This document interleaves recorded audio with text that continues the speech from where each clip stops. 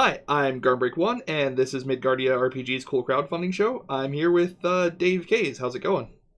Hey, how are you doing, man? I'm pretty good. Welcome to the show. You're here to talk about Thank you. Malice today, right?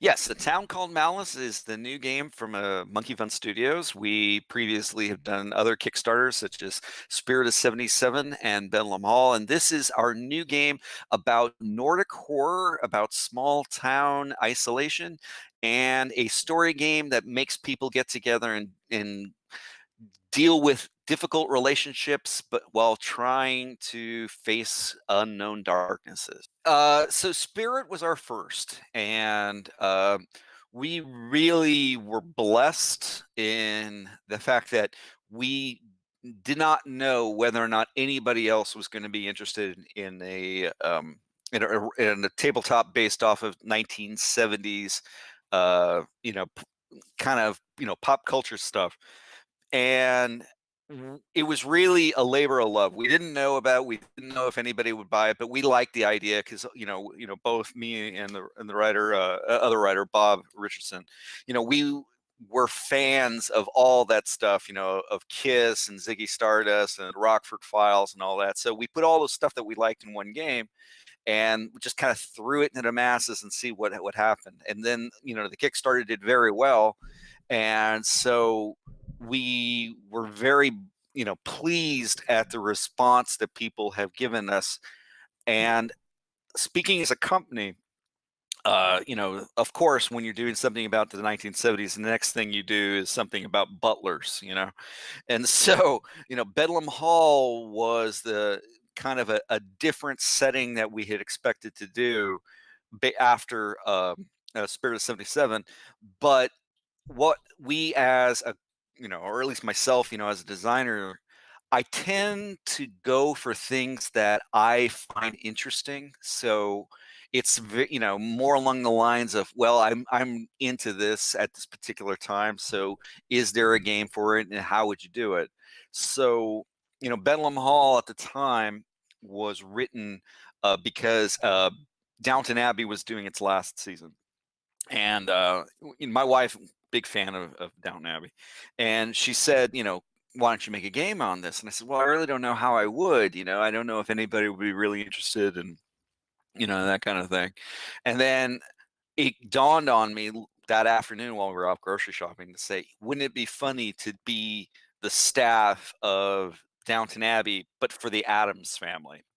And that was kind of the idea that sparked. Yeah, I mean, it's one of those things that as soon as you think, say that, you go, oh, well, that would be funny. And then you start kind of going off on it and riffing on it. And then that's how Bellum Hall came about. And I'd say about a year ago, probably, uh, uh, I was really into a couple of different things. I had been into a lot of Nordic noir things. In Nordic noir as a genre is something that isn't just based out of like Scandinavian. I mean, like one of the things I reference is Twin Peaks is very much a Nordic noir type of setting, in the fact that instead of it being episodic and saying, we're dealing with one, murder in this or something like that, it takes the entirety of the season or maybe even the series to address it. And it's not just one character's perspective on it. It's the entirety of the town or multiple different people in different scenarios, different walks of life, how they're affected by this tragedy that occurs. So things like the killing, things such as fortitude was a really big influence. Dark, the Netflix series, if you're familiar with that, all Broadchurch, the BBC series, all of these things were very similar, and I had really been into it. So when Twin Peaks came out with the Showtime resurgence about a year ago, I was a big fan of Twin Peaks in the first time around, and so I was really looking forward to it. And there's a scene, I don't know how much if you saw the scene or the series or are familiar with it, but Not they really. had at one. Yeah, and that's cool. Just So the at first one episode, yeah. Sorry. That's okay. So at one point they show a character's name is Bobby. And then in the original series, Bobby was like the high school quarterback, but he was a small time drug dealer, the kind of guy that, had an affair with a married woman, basic, a ne'er do well, I think they would call it. And then in the third episode of the end, the character shows up again, played by the same actor, and he's a cop. He's a deputy for the town. And I'm fascinated by that. I'm going, wow, that's a hell of a change, after 20, 25 years. But that makes sense, because we all change, after a while. And then they never explain it. They never explain what happened to him. And as much as I like, Twin Peaks, I was really disappointed that we didn't get to see what made him change as a person. And what I realized while watching this is that it's one thing to have something where you're dealing with, a monster or something like that, but Nordic noir kinds of series, they talk a lot about the relationships with people. And so instead of doing something that was more stat driven, a little more crunchy, I wanted to do the story game system, specifically the story pillar system, which I'll be happy to talk about in a minute, but where the stats don't matter too much. Okay. I don't need to say I've got this in investigation and you've got this in lock picking or whatever, but it's dealing with the fact okay, you and I have, we've lived in this town for a while. What's our relationship? Is it good? Is it bad? Do you and I have a history? And can we get over the bad stuff in order to be able to deal with the bigger problems of the town, like a vampire or some terrible monster coming out? And I found that to be a much more accurate kind of portrayal of these types of stories. And I also found it different than my wheelhouse before, because both Spirit of 77 and Bedlam Hall were powered by the Apocalypse. This is completely different, totally different skill set. If you see our Kickstarter, you can see that we wanted to keep it a little more serious and a little more intense than what we had done previously, because we knew that would have detracted from what we were trying to create in terms of both the setting and the theme of what A Town Called Malice was going to be. What I really liked about this particular setting was that, I don't know, I mean, I'm sure that you've personally probably played something like Delta Green or one of something that's Night's Black Agents is one of them, where you are playing somebody facing against monsters or whatever. And one of the things I always found ironic is that people really have a problem not being able to call in the cavalry. And or because it's so obvious. It's one of the things when we were doing Spirit of 77, or whenever I run the game, it's I say, okay, well, what are you doing? And it happens more often than you not think that even though the game itself is set in the 70s, people say, oh, I pull out my cell phone. No, you don't. That's just not the situation. And when you're in a small town, you really can't just say, well, we're gonna call in SWAT team. There is no SWAT team. There is the police station is Larry. That's who it is. That's who you got. And actually for a little while I lived in a small town called Washougal up in Washington. And yeah, I mean, it's one of those things that when you have a small community, you really have to be self-reliant. And when these kinds of problems, and not just in terms of supernatural or whatever, but when you have stuff like this, it really matters whether or not the town can pull together to be able to to overcome these kinds of things. And that's the kind of dynamic I was really wanting to have. Yeah, I'm in a small town, a good distance from a major city, and I'm in Canada, so things are a little bit different here. Our agencies are a lot more unified. Sure. But if we want, to call in a SWAT team, that's still an hour away, minimum. Oh yeah. Yeah. And it's and actually one of the things we also wanted to stress in some of the settings, and which is available through our stretch goals, is it's not just being out in a wintry town. A really good example of the scenarios that could be utilized is Jaws, the 70s movie, in that even though it's taking place in in a summer environment, this is a tourist town. So you know the fact that the people who actually live there, not the visitors, the people who actually live there are small, small group. They know one another. When it's off season, there is nobody around. And it's a good setting where everybody is hoping for this one event, the 4th of July, basically the holidays weekend, to be able to bring in the cash that's going to keep everybody, sort of alive for the rest of the year during the off season. So, and actually, this is a really good segue.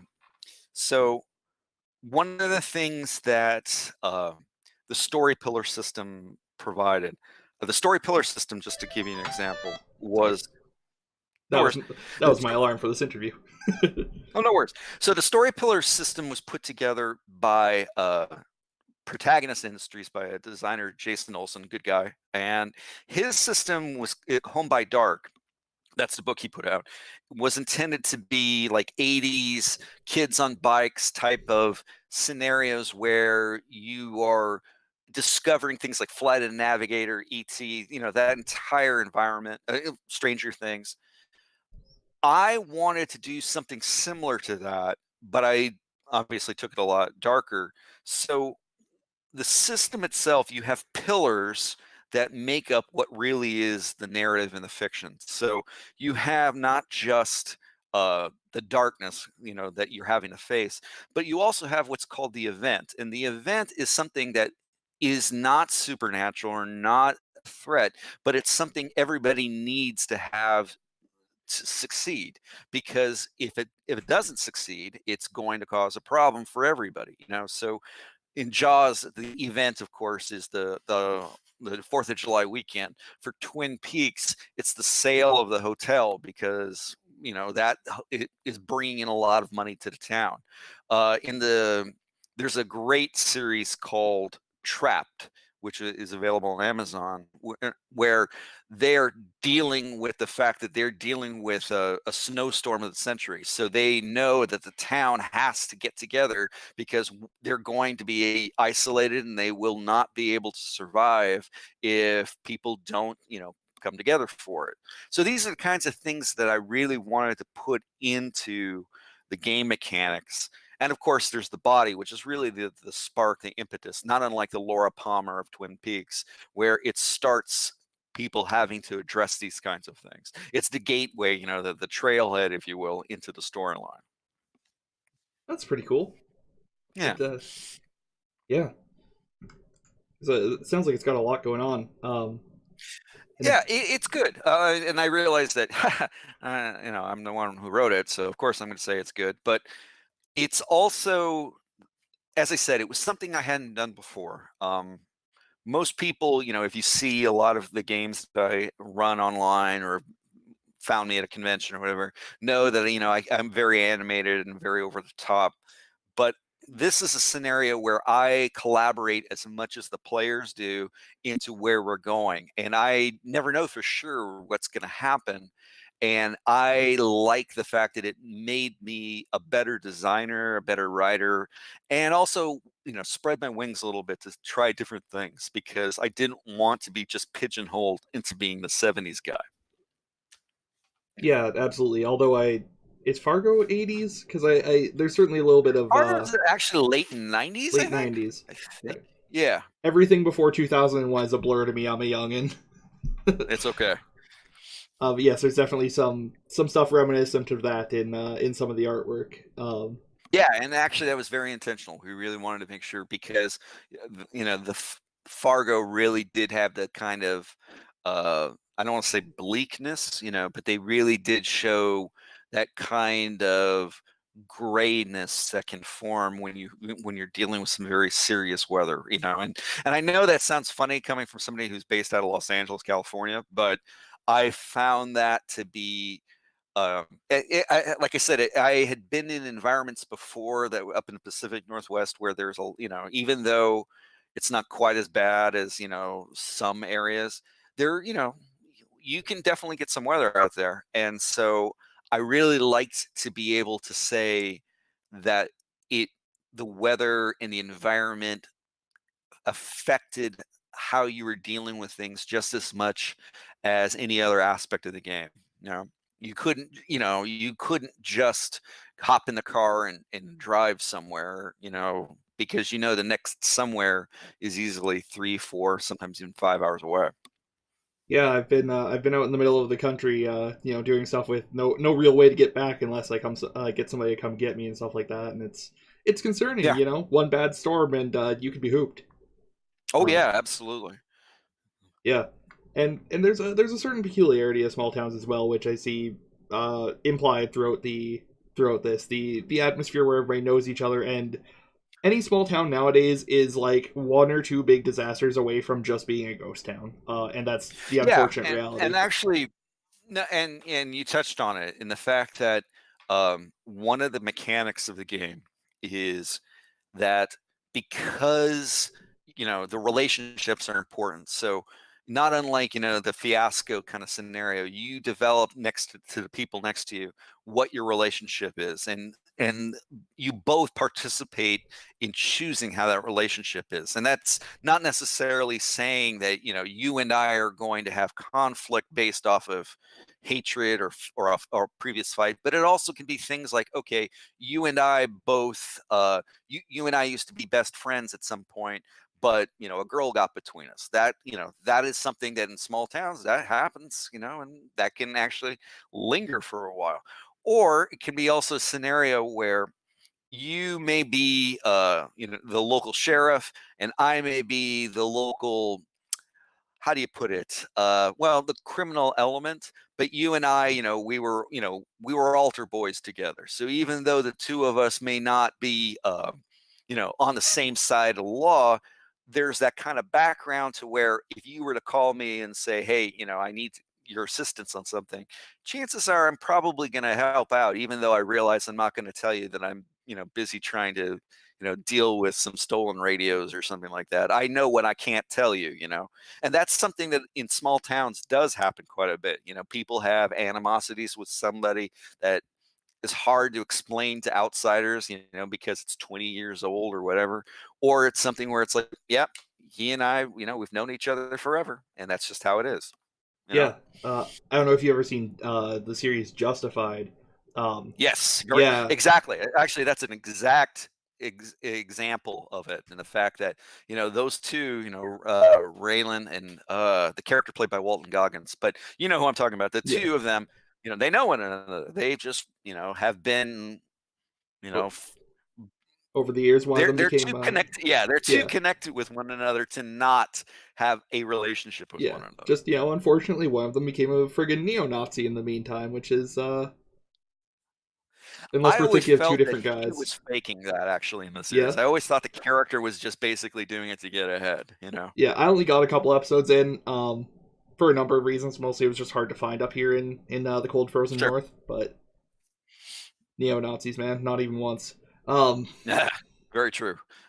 And Yeah, actually, it's funny that you bring that up because one of my personal um, uh, I don't say inspirations, but somebody who I really like is Elmore Leonard. Elmore Leonard was the one who wrote Justified originally, which they based the series off of. But Elmore Leonard also did Get Shorty. He did the movie Out of Sight. Jackie Brown, the Tarantino movie. He's a very good crime and uh, he's a writer that really gets dialogue really well, and both the fact that he knows relationships. And so I've always wanted to say, if I could be any writer, I'd probably want to be Elmore Leonard, because he's, like I said, he knows how people think, and I like that a lot. yeah. I feel like I had another question. It's You want to ask me questions about Kickstarters as a whole or anything like that, um, yeah, or yeah. what got me started doing games? Yeah, that's usually my last one. How did you get into tabletop gaming? Sure. That's yeah. It's always an interesting question. I've had a lot of different ones on that. Sometimes it's just like, oh yeah, buddy told me like wanted to play Pathfinder with me. Sometimes it's like I was 4 years old and I lived in Wisconsin and I met Gary Gygax and I'm like, oh, that would do it, I suppose. I actually have a weird entrance into it, and the fact that My gateway game was not Dungeons and Dragons, which is very rare actually. My first tabletop game was a game called Gangbusters, which was based off of like 1920s Prohibition era. Basically, TSR for a while was wanting to get into different genres, so they did that, and they did a Western called Boot Hill, Star Frontiers, Gamma World, and actually, yeah, Top Secret was theirs too. And so I got into tabletop games from the back route, where I looked at them differently than just saying, "Hey, we're going to do swords and sorcery" or something like that, which I love, but it's totally a different way that I look in terms of genres and what interests me in putting a game together. Cool. That isn't to say I wouldn't do a sword and sorcery game if I found a good hook for it, but haven't yet. So Yeah. You're the first person to ever bring up a non D&D TSR game on this show. fantastic. Yeah. Yeah, it was really. I couldn't even really explain why. It was just like that was what got me started, and then for years, the thing that really, everybody who does the hobby for a while gets the notebook. You know what I'm saying? The one that you have all of your line paper in. The characters. You create 200, 300 characters. The long-term history. That for me was Marvel superheroes, and so Oh that was yeah. something that for a long time I would just create character. You know how you do, and the whole thing and whole universes, and that was probably what got me really started in wanting to do something a little bit later. And so it's always been something I've done one way or the other. I just like making stories. Yeah, that'd be the old face rip system then, isn't it? Yeah. Yeah. I haven't tried that, but I want to. I have a deep and slightly perverse interest in licensed games. Like they're not always good, but they're often interesting. Like there's always just strange little quirks, and it's nice to be able to look into the designer's head and see and try and figure out how they got from one of these things to the tabletop game version of it. I can tell you the first game I hacked was so Gary Gygax did his big thing after D&D was a game called Cyborg Commando. You ever hear of this? I think I've heard the name, and boy, that's the Yeah, kind of it's name that. infamous in the fact that a lot of people, it was a very strange game where you played a Terminator fighting huge bugs like in Starship Troopers. Starship Troopers. Yeah, but it was a very weird thing. Like one of the you would roll for one of your skills, and one of your skills was cooking, which is weird when you're a cyborg soldier, but it was, and so that was the first game that we said, okay, this doesn't work for us. Let's find a way to hack this and then make us into like kind of a neo cyberpunk kind of environment where we were dealing with the future. And that was probably the first game I actually truly hacked. That's cool. Hmm. All right. Sorry, Gary, that one didn't work for me. I don't think he minds. Every good designer Yeah. knows that not everything is for everybody, and some things aren't for anybody, unfortunately. Oh yeah, and actually, speaking of that, sometimes people will say, and it's happened occasionally, for Spirit of '77, people will say, do I have to do this in the '70s environment? No, no, do what you want, because what we want to do is to give you the tools to be able to have fun. That's the point of it. Otherwise, what's the point? Yeah, for somebody like me, born in '91, I would have a heck of a time running things in the '70s.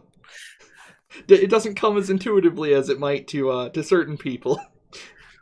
The old days. Yeah, yeah. That's Back when they when had phones were plugged in, when phones were sure. plugged in and people had cars that were towed by dinosaurs. Yeah, Yeah, and one of the things that's always that I loved about doing that was because it was everything I liked when I was growing up as a little kid. I mean, really a little kid, but the fact that I had a lot of fond memories for it. So one thing that and I touched base on this earlier, which is I always try to shoot for genres that have in a spark for me, something that I know, isn't there that I want to see because I want it to make the kind of game that you go, I didn't know I didn't know I needed this until I found this, and I didn't know that this was something I have found missing. And that actually is something people say a lot about are the games we put out, which is really cool to know that basically we provide people new directions of how they want to play, what they want to do. Uh, you know, that's really rewarding. Yeah, and certainly no offense meant to the OSR community or anything like that, but man, we have a lot of sword and sorcery games. It's nice to see other things as well. Oh yeah, I mean, and again, it's I OSR is a great community. In fact, it's nice to know that a lot that people are still keeping a lot of the classics going, and not just in terms of like, the actual titles, but things like Tunnels and Trolls and what have you, to make sure that people are understanding that there's a whole breadth of things, even though people would probably disparage me by saying I make hippie games, because it's powered by the apocalypse and what have you. I still think that, there's a value in saying, okay, we're going to do something that's nothing but crunch. We're doing a dungeon crawl. Those kinds of things matter because you need to have all of the colors of the palette to be able to really have a good experience. So I think that's cool. Absolutely, man, and that's something that the tabletop community seems to have a lot of trouble with in the last few years. Is the recognition that not every game is going to appeal to everybody, and that's okay. There Oh, are sure. times and places for every kind of system. Um, well, most kinds of systems, most things. There are some like Fatal that are just irretrievable. But but there's a place in a community for OSR. There's a place in a community for Powered by the Apocalypse, and there's also a lot of people who like both. It just depends on Oh what you yeah. want out of that game, you know? Yeah, and also, just to kind of give shout outs, one of the things that I think is really great about the community now is that people are experimenting and doing new ideas that we probably wouldn't have seen maybe even as soon as 5 years ago. Obviously, Dread is a very interesting game because it changes the entire mechanics of the resolution because it uses the Jenga tower.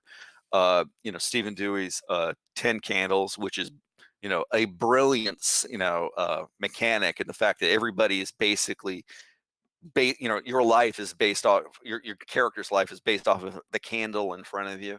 That's, amazing. And I find that the more that we experiment with these kinds of things, the more interesting games become. But I also believe that even though we may make games that are unique to the person who's been playing a lot of them, we always want to try to make them accessible to the new people, the new player. And it's important to not be exclusionary, as you say, to try to make sure that we understand that it's a huge market and that it's a huge community and there's still a lot of potential. One of the things that I find kind of, I don't want to say disappointing, but I don't understand it is that, a lot of the veterans of doing RPGs get very protective and defensive about the resurgence you're seeing right now for D&D. D&D is right now in a more popular than it probably has been ever. But you're seeing also with the Twitch channels, and also it's starting to seep into the mainstream community. And of course, part of it's the fact that this is something that has meant so much for folks, as part of their lives, and then you become protective over it. But I realize that, as a game designer, I'm not just competing against other games, for people to purchase it. It's just like any other form of entertainment, in that, people could play my game, or they could go see a movie, or they could go play Grand Theft Auto or whatever. So you need to realize that the best way that we are going to maintain the community and even allow it to grow is to embrace all the different facets of it. And not everybody, has truly um, embraced that kind of mentality, which is too bad because I think it's important. Yeah, and I do understand where some of these people are coming from. Oh, sure. For a very long time, the tabletop community was a refuge for people who didn't fit in anywhere.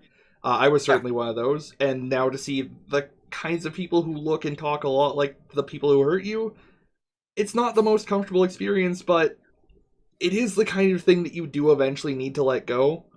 And these are probably not the exact same people. You can't hold the actions of people who were like them against them in particular, I guess. Sure. And actually, turning back to talking about A Town Called Malice, when one of the things I do is I do a lot of play testing at the local game conventions. There's a local game convention here in LA called Strategic Con. They actually do 3 conventions throughout the year, and by the same organization. And so I like to bring games there to play test because good community there and a lot of people I know. And while I was bringing in A Town Called Malice in one of its play tests, I had a group of people show up at once, and it was about 5 or 6, and they all knew each other, obviously. And I went, "Oh, okay." And they sat down and they gave me good feedback. And then later they told me, "No, we actually are a D&D group, and some of the people at our table have never played anything else but D&D until today." And we were interested in the setting and the write-up, the way you described it. So we wanted, as a group, to see something new. And now that we have, it's sparked a lot of new ideas for us and a lot of new interest in other stuff. And that's fantastic. That's the kind of thing I really like, because it means that their horizons have expanded, but it also brought in new people that never had seen another kind of setting outside of Dungeons and Dragons, and that's good. That's what makes the community go further.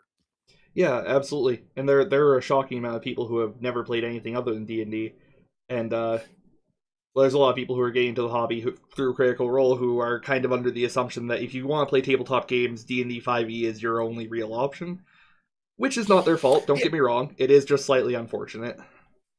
yeah, and that's why I always believe that the veterans and the experienced folks should act as stewards to the overall, and always try to encourage people, to seeing other things and saying, "Well, this is cool. How about this? Do you know about all these other things?" And the other nice thing is that, because well, there's 2 aspects to it. We talked a little bit about OSR, but there also is now a resurgence in some of the older systems and scenarios. So you're able to find the things that you fell in love with before, which is kind of nice, like Trail of Cthulhu, which just recently, not recently, but within the past 2 years, where they took the gumshoe system and plugged it into the Lovecraft mythos, and that's really cool. And actually, right now, there's a lot of stuff that goes on. Well, Cthulhu, period. But it's cool to see those kinds of things that you loved coming back in new editions and being, you know, refreshed into a modern, more contemporary type of setting. There's a great system called Harlem Unbound, which actually takes the Cthulhu mythos and puts it into 1930s uh, New York, Harlem. And that's really sharp and it's really well done. And it's a new way of looking at it than you wouldn't have seen before, and I certainly wouldn't have. And I'm going, wow, that's clever. And that's one of the things I really like, is that you're getting new people into it to have new perspectives to these kinds of things that we never would have seen before.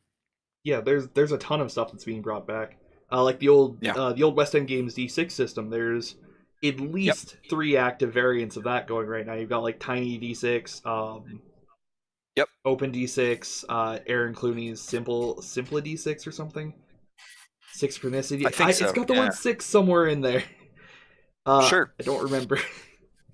Words are hard. Actually, talking a little bit about it, was that one of the things that we've always tried to do is that, even though we do things that are a little bit more, I don't want to say niche, but a little different, we always try to make our games accessible. And what I mean by that is that when we were first talking about how are we going to put out Spare 77, because we actually did it in the fact that we came up with the genre first. We knew we wanted it to play the Dukes of Hazzard and stuff like that. So how do you make that happen? And so the nice thing about the Powered by the Apocalypse system is that it was very easy for us to say, okay, we know that we can bring in somebody who's never played before, and they'll figure out the system within first 5-10 minutes.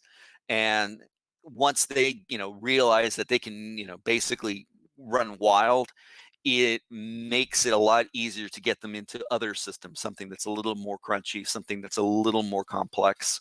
And I like that a lot. Yeah, Powered by the Apocalypse is absolutely stellar for any kind of like cinematic genre emulation kind of stuff. Like Hmm. if you have a good understanding of the genre, it practically runs itself. Like I've run the Sprawl and I love Cyberpunk. I barely Sure. had to think. I was running one of their like pre-gen scenarios. They did something off the books. And I just like closed the PDF and just kept writing it off what I remembered because they'd gone so far off track. But it didn't matter at that point. Yeah, and actually that's part of the some of the resistance that occurs is to PBTA games and other types of that like Fate or something like that is that because of that freedom, that's a lot different than what we've grown accustomed to through more dice heavy games or more stat driven. So because of that, that's part of the resistance. But you need both. You need to have both types of games to really have a better scenario, or not a better scenario, but in order to have a better experience. Like I said, A Town Called Malice would not have worked if we had required people to develop stats and to actually have a point system. It was more important to be able to say we're going to build on the actual character development, and we're going to and also the conflict between that, and the resolution of that conflict is going to drive things further. Yeah, and I think some of the resistance comes from it's a very different style of DMing. Oh yeah, Yeah, it's tough. yeah. As I did drama when I was in school, and I aced all the improv units and screwed up all of the scripted stuff. So Powered by the Apocalypse is great for me. Yeah, and it does require a different set of skills in that your prep. You really can't do a lot of pre-prep beforehand, but you do need to think fast on your feet and be able to. And even if you don't necessarily drive the narrative, you have to be able to go along with where the players are taking it to, and then be able to figure out, okay, where are we, what are we going to do 2 steps from now, 3 steps from now, or just keep up. And one of the things that always is a challenge is that because you don't necessarily have an initiative system, people are throwing stuff left and right, so you really have to be an active listener, which is not something you know everybody is skilled at doing, Yeah, which is unfortunate, but it is a fact. You have to be able to listen to 6 people at once talking, and getting real excited and throwing things out. You need to be able to know how to navigate that. So I totally get it. It's yeah, just one of those things. yeah. And like you said, you do kind of need a bit of both styles of game, or two of the Hmm. three. The classic triangle of like narrativist, simulationist, and gamist. Um, Yeah. but the more of those you try, the better. The better of a DM or GM or storyteller, whatever, you're going to be because you will have those different perspectives, and you will Oh, learn things absolutely. from. Yeah, you'll learn things from every one of those experiences that can always be applied back. It's like stepping out of the The D&D thing boxes. Sorry, go ahead. Oh, yeah, yeah. No, oh, sure. The thing that drives my wife crazy is that, she will say, "Hey, are you working on a game?" And I'll say, "Yeah." And, "Are you doing, Bedlam Hall?" No. "Are you doing Spirit of 77?" No. "What are you working on?" Vampire, but we don't own that, we don't, that's somebody else's, and the reason why I do that is because not just because I'm a secret goth, but because although there are photos of me wearing guy liner on the internet, and don't look them up. There's nothing wrong um with that, man. but it's also because exactly what you said, which is you need to be able to stretch yourself, be able to work different muscles, be able to work different systems, because it makes you a better player, a better storyteller, and makes you a better designer when you know what other people are doing. And then that was actually part of the inspiration of using the story pillar system for A Town Called Malice, because it was, as I said, nothing I had done before, and I had no idea if it was going to work, and I had no idea if anybody was going to like it. So I'm very pleased with where we're going right now, and people are very interested in it, and that's nice to see. Yeah, and I'm sure if you had really wanted to, and you were like less risky, you could have somehow made a D&D 5e hack out of it. But Oh, sure. what's the point of that, really? I mean, no Yeah. offense to the many people who do really cool stuff with 5e, but it's not always the right call. Um, Well, it's I'm trying to find a good example here. You know, the 5e, actually just D&D as a whole, is very important because it definitely provided a framework that we could all go back to. I mean, at any point where we're saying, well, I don't know how I should move forward with this, when you're doing design or even just, talking about games as a whole, it's nice to say that no matter what, we have the foundation to say, okay, this is similar to D&D in this level, or it's different in that level, and it's nice to be able to have that kind of common language that didn't exist before. And it's important to have it there, to have that baseline, and no matter what kind of game you're going for, it, when you're trying to explain it to somebody who has no experience, the first thing they always say is this like Dungeons and Dragons? And even though, I don't make games like Dungeons and Dragons, I have to say, yep, it's like Dungeons and Dragons because people understand that. That's something that's part of the common parlance. And so it's important to respect that, even though, I don't get to play D&D as much as I like, yeah, but it is something that is a part of my life no matter what I'm working on. I hadn't really thought of it that way. That's actually a really good Yeah. point. Um, Oh yeah, and and that's why I never have a problem, And many people sometimes say, oh well, Critical Role or whatever, that they aren't me, they don't look like me, or they're just playing D&D or whatever. But I love that, I think that it's good because when they become a name, or they become a recurring name, it's easier for me to be able to say, oh, you like D&D? Okay, here's what I got, this is what I have to do. Or hey, if what you're interested in, tell me more about what you like about D&D, and so I get a better understanding of it, as opposed to just kind of my rote of the people I know and in my you know my table that I play people or play games with. So it's important to say, it's good for the industry and it's good for the community to bring people in. yeah, absolutely. And we don't want this tabletop community to die off, and it's in a strange state right now, right? Because on the one hand, we're almost in a second golden age of some kind with the rise of Sure. Critical Role, the Adventure Zone, and the DMs Guild giving a nice Yeah, platform to creators. absolutely. It's easier to get into that part of the industry than ever, but also there's more competition from PUBG, whatever MMO people. Do people still play MMOs? I'm not actually sure. Guild Wars 2 maybe. Video games in general is what I'm getting at, or like you could spend days of your life watching all the Marvel movies, or just a Sure. thousand other things.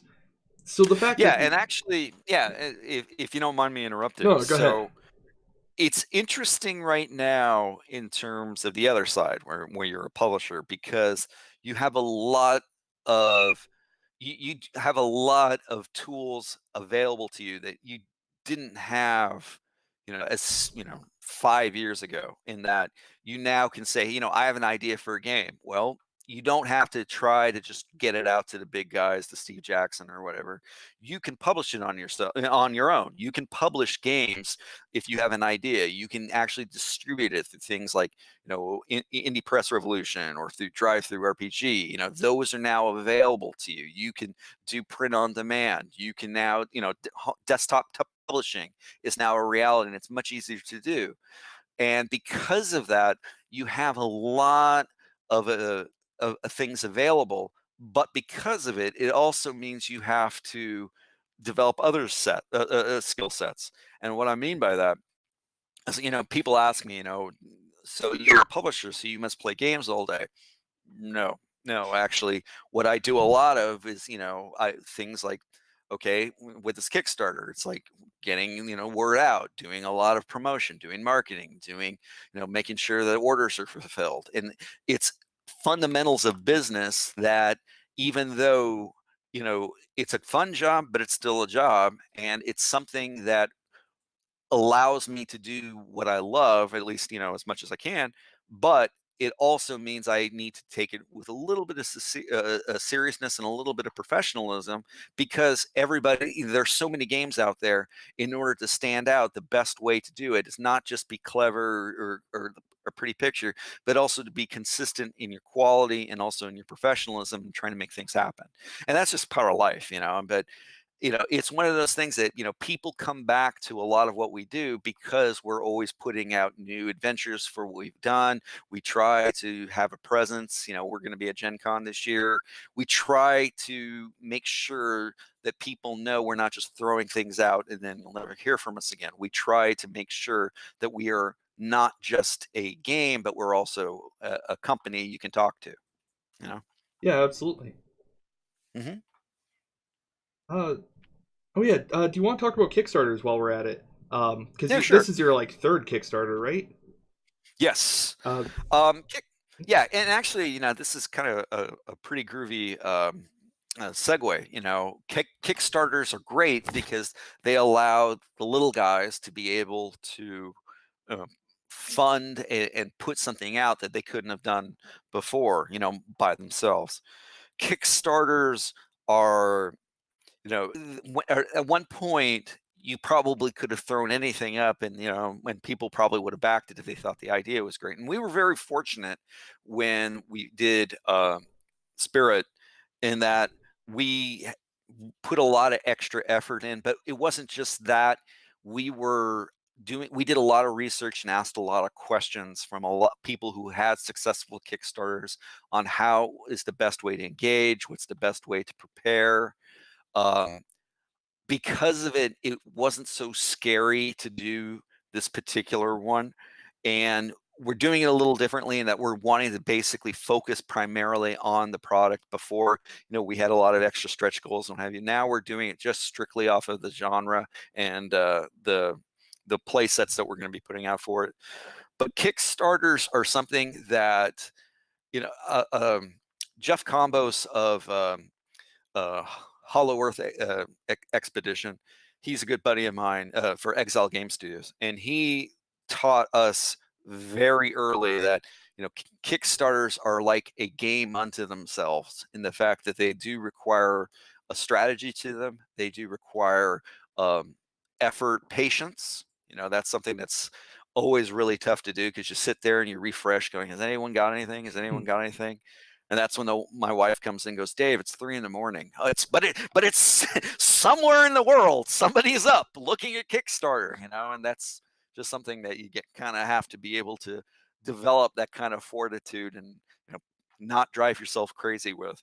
Um, Kickstarters are something that allow, the other element of that allows you to be a publisher of equal ranking as the big boys, but it's what you bring to the table. And so you have to take it with a degree of seriousness to make sure that, just because people are giving me money doesn't mean, oh, I have money. Let's all go out for margaritas.